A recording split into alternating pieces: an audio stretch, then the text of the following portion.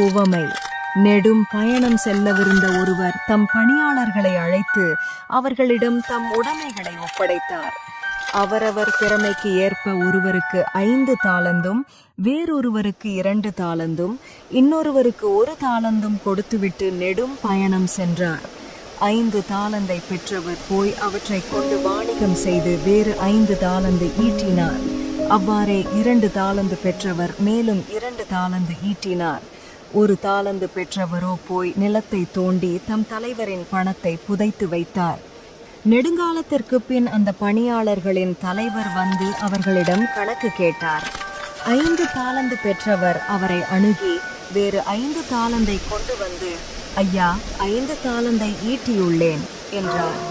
அதற்கு அவருடைய தலைவர் அவரிடம், நன்று, நம்பிக்கைக்குரிய நல்ல பணியாளரே, சிறிய பொறுப்புகளில் நம்பிக்கைக்கு உரியவராயிருந்தீர். எனவே பெரிய பொறுப்புகளில் உம்மை அமர்ந்துவேன். தலைவனாகிய என் மகிழ்ச்சியில் நீரும் வந்து பங்கு கொள்ளும். அவருடைய தலைவர் அவரிடம், நன்று, நம்பிக்கைக்குரிய நல்ல பணியாளரே, சிறிய பொறுப்புகளில் நம்பிக்கைக்குரியவராயிருந்தீர். எனவே பெரிய பொறுப்புகளில் உம்மை அமர்த்துவேன். தலைவனாகிய என் மகிழ்ச்சியில் நீரும் வந்து பங்கு கொள்ளும் என்றார். 1 தாலந்தை பெற்றுக் கொண்டவரும் அவரை அணுகி, ஐயா, நீர் கடின உள்ளத்தினர்.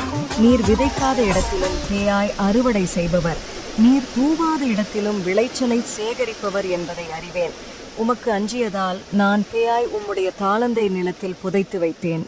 இதோ பாரும், உம்முடையது என்றார். அதற்கு அவருடைய தலைவர், சோம்பேறியே, பொல்லாத பணியாளனே, நான் விதைக்காத இடத்திலும் பேயாய் அறுவடை செய்பவன், நான் தூவாத இடத்திலும் பேயாய் சேகரிப்பவன் என்பது உனக்கு தெரிந்திருந்தது அல்லவா? அப்படியானால் என் பணத்தை நீ வட்டிக் கடையில் கொடுத்து வைத்திருக்க வேண்டும். நான் வரும்போது எனக்கு வரவேண்டியதை வட்டியோடு திரும்ப பெற்றிருப்பேன் என்று கூறினார். எனவே அந்த தாலந்தை அவனிடமிருந்து எடுத்து 10 தாலந்து உடையவரிடம் கொடுங்கள். ஏனெனில் உள்ளவர் எவருக்கும் கொடுக்கப்படும், அவர்கள் நிறைவாக பெறுவர். இல்லாதோரிடமிருந்து அவரிடமுள்ளதும் எடுக்கப்படும். பயனற்ற இந்த பணியாளை புறம்பேயுள்ள இருளில் தள்ளுங்கள், அங்கே அழுகையும் அங்கலாய்ப்பும் இருக்கும் என்று அவர் கூறினார்.